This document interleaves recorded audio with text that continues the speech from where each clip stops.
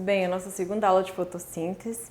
Na aula passada nós falamos então que é produzido o ATP e o NADPH na fase fotoquímica, dependente da luz. E hoje nós vamos então aplicar o uso dessa energia, na forma de ATP e NADPH para a fixação do carbono. Então nós vamos falar sobre fotossíntese e relações de mobilização de carbono e usar alguns exemplos de plantas C3, C4 e CAN. Bem, o metabolismo fotosintético do carbono ele acontece na região do estroma, do cloroplasto, e esse ciclo nós chamamos então de ciclo de Calvin. Vou apresentar o Calvin para vocês no próximo slide. É onde o CO2 mais a água é fixado, produzindo então os carboidratos da planta e utilizado, enfim, em todo o seu metabolismo. O Calvin então é esse moço simpático, que na década de 50 trabalhou intensivamente na busca de conhecer como é que acontecia a fixação de carbono, utilizando então algas em cultivos de algas, que dá para ver os tubinhos ali no fundo, e carbono marcado radioativamente, e chegou na elucidação do ciclo e por isso ganhou o Prêmio Nobel em 1961 por essa descoberta. A enzima-chave desse ciclo da fixação do carbono é a rubisco. É a enzima mais abundante do planeta, praticamente 40% de proteínas de uma folha é rubisco.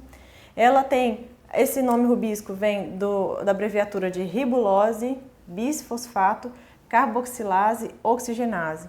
Ela tem sítio ativo que liga tanto ao CO2 quanto ao oxigênio. Fixa carbono em 85% das angiospermas, maioria das gimnospermas e pteridófitas, todas as briófitas e algas. E 40% das proteínas solúveis, como já foi dito, dentro de uma folha são rubisco. Então, de fato, é uma proteína extremamente bem produzida, pelas plantas, uma quantidade expressiva dessa proteína é produzida. Bem, o ciclo de Calvin, que leva então o nome do coordenador dessa pesquisa, ocorre nos estromos do cloroplasto em 3 etapas. A etapa inicial de carboxilação, de redução e de regeneração.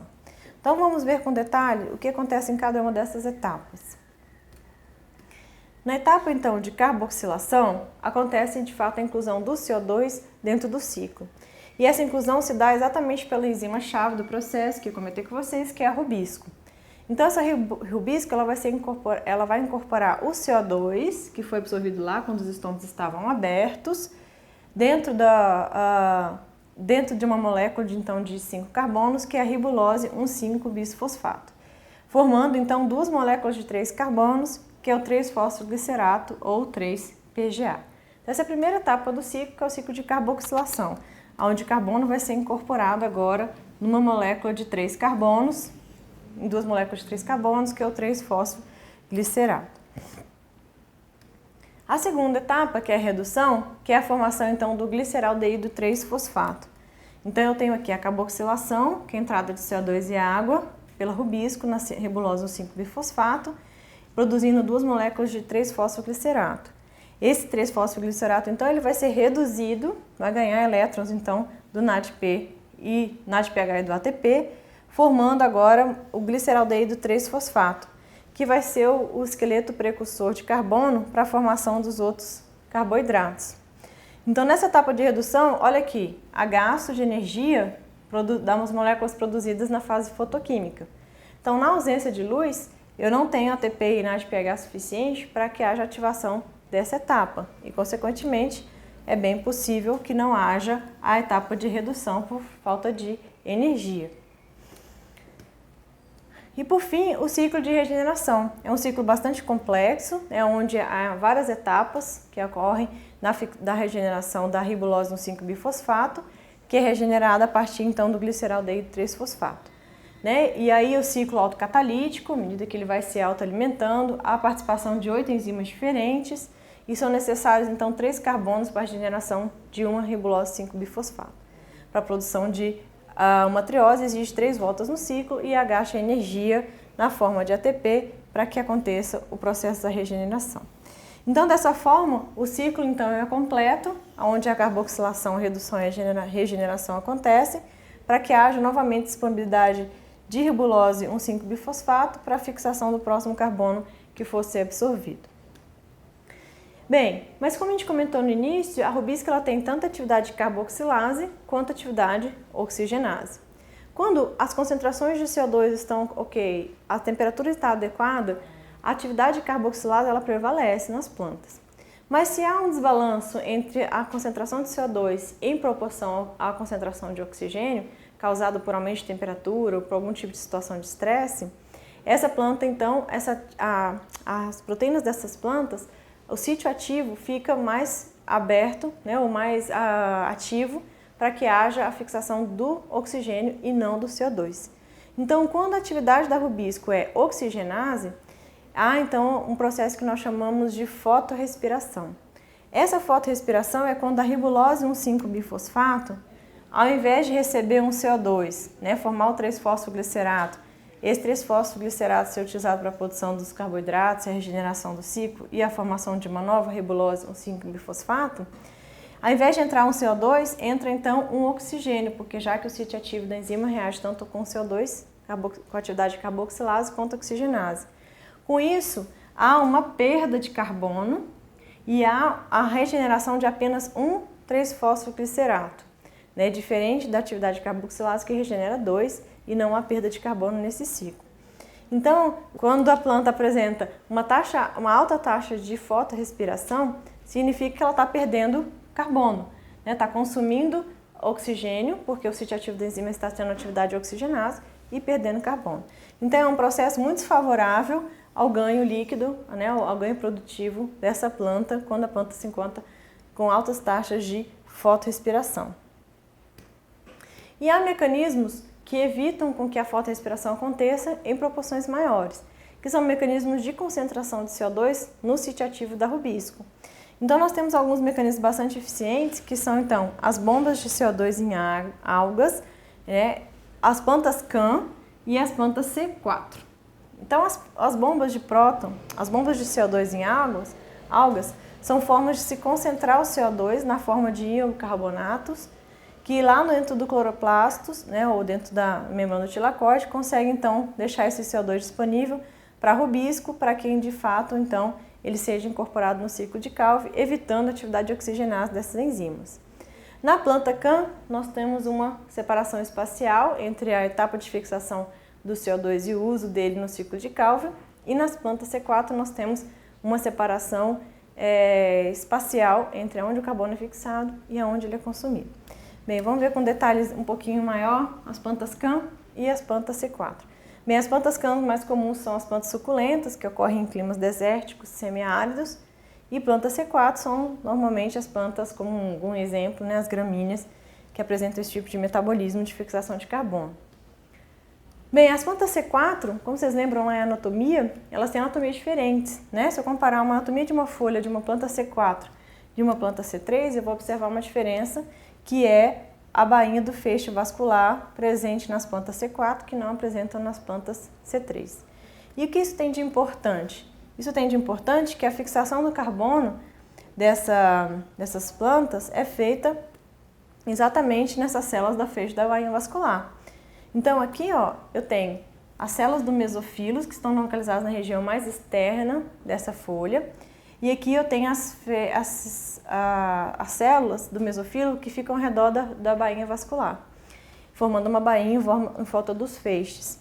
Então o CO2 ele é fixado, ele entra dentro dessa célula por difusão, ele é então hidratado na forma de carbonato, e aí temos uma enzima importante aqui dessa etapa, que é a fosfenol carboxilase. Essa fosfenol, a PEP carboxilase, ela vai então carboxilar o fosfenol piruvato em malato. Esse piruvato ele vem lá dos cloroplastos, dando origem então ao malato, composto de 4 carbonos, daí o nome metabolismo C4. E esse malato então ele se difunde até as células do feixe da bainha vascular, aonde através da enzima málica ele é descarboxilado e esse CO2 agora se incorpora no ciclo de Calvin dessas células. Então, dessa forma, a fotorrespiração praticamente é anulada, porque você tem uma concentração de CO2 apenas nas células do feixe da bainha vascular, no ciclo de Calvin, e dessa forma a atividade de carboxilase ela é favorecida. Só que tem um custo energético mais alto, né? Demanda 5 ATPs contra 3 ATPs para fixar cada carbono, comparado com a planta C3, mas tem uma alta eficiência na fixação de carbono. E a PEP carboxilase, ela não tem atividade de oxigenase. Então, mesmo que as condições estejam desfavoráveis para que haja proporções diferentes entre CO2 e oxigênio, a PEP carboxilase ela não tem atividade de oxigenase. Bem, as plantas CAM, o metabolismo ácido das crassuláceas, como é assim o nome, a abreviatura desse nome, existem as plantas que são obrigatórias, existem aquelas que são CAM facultativas, só aplicam o metabolismo CAM quando as condições estão desfavoráveis. Bromeliáceas, orquidáceas, epífitas, normalmente apresentam este tipo de metabolismo. E 50% das plantas CAM conhecidas são epífitas, que vivem em cima de outras e não encostam o pezinho no chão. Então as bromélias, as orquidáceas são bem conhecidas por apresentar esse tipo de metabolismo na sua concentração de CO2. Bem, então o metabolismo CAM, o que acontece? Os estômatos se abrem durante a noite. O CO2 então entra, é hidratado, incorporado pela fosfenol carboxilase e a formação agora de um composto de 4 carbonos, que é o oxalacetato. Esse oxalacetato é formado em malato e acumulado no vacúolo durante a noite. Por isso que durante a noite ela fica ácida, esse tecido. Durante o dia os estômatos se fecham e aí o carbono que foi armazenado lá no vacúolo na forma de ácido málico, ele é então transportado até o cloroplasto por difusão e a enzima málica então tira esse carbono, faz então a descarboxilação do malato transformando em piruvato e esse CO2 agora entra no ciclo de Calvin. Então, as plantas CAM, além de serem muito eficientes na fixação do carbono, são muito eficientes em evitar a perda de água, já que os estômatos só abrem durante a noite, quando a taxa de transpiração está menor, não abrindo durante o dia. Então, são plantas que praticamente não têm atividade oxigenase, evitando dessa forma uma fotorrespiração. E então, os produtos da fotossíntese, nós temos os amidos e açúcares, os carboidratos mais comuns, estão muito envolvidos no estágio de desenvolvimento dessa planta, dependendo se a folha está imatura, ela retém esses fótons assimilados para terminar o seu desenvolvimento. Se a folha já está madura, ela é uma ótima exportadora de produtos da fotossíntese.